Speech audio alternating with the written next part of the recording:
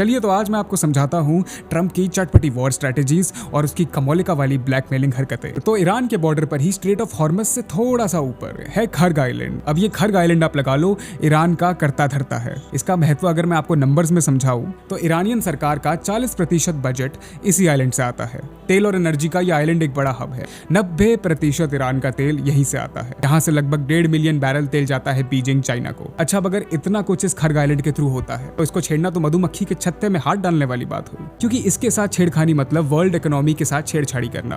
तो ये वो लक्ष्मण रेखा थी जिसके बारे में उम्मीद थी कि हाँ, यूएस और इजराइल इस पे तो हाथ नहीं डालेगा। पर ट्रंप ने हाल ही में ये बयान दिया कि यूएस के सेंट्रल कमांड ने मिडिल ईस्ट के इतिहास में सबसे शक्तिशाली धमाके करे हैं और विनाश कर दिया है मिलिट्री इंस्टॉलेशंस का ईरान के खर्ग आइलैंड में। लेकिन तेल से रिलेटेड सारे इंफ्रास्ट्रक्चर को वैसे का वैसा छोड़ दिया गया। तो अब ईरान की सेना के हाथों से तो निकल गया खर्ग।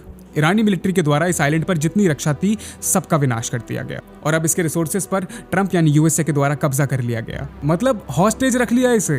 स्ट्रेट ऑफ हॉर्मोज नहीं छोड़ोगे, लो भाई खर्ग आइलैंड पर कब्जा कर लिया। और इस बात में दुराई नहीं कि खर्ग आइलैंड के बिना ईरान की तड़पन तो बढ़ेगी ही। इसे कहते हैं लेवरेज लेना। हालत यह है कि ईरान अगर स्ट्रेट ऑफ हॉर्मोज को रोकने की कोशिश करता है तो ट्रंप सीधा खर्ग के रिसोर्सेज पर दावा बोल देगा और 90% ईरानी अर्थव्यवस्था धुएं में। लेकिन इसके साथ ही मेरे और आप जैसे आम लोगों के लिए तेल का जो दाम है वो स्काई रॉकेट कर जाएगा। मुझे तो ऐसा लगता है कि ट्रंप ने हमारे भारतीय सीरियलों से प्रेरणा लेकर अपनी वॉर स्ट्रेटजीज को और चटपटा कर लिया है।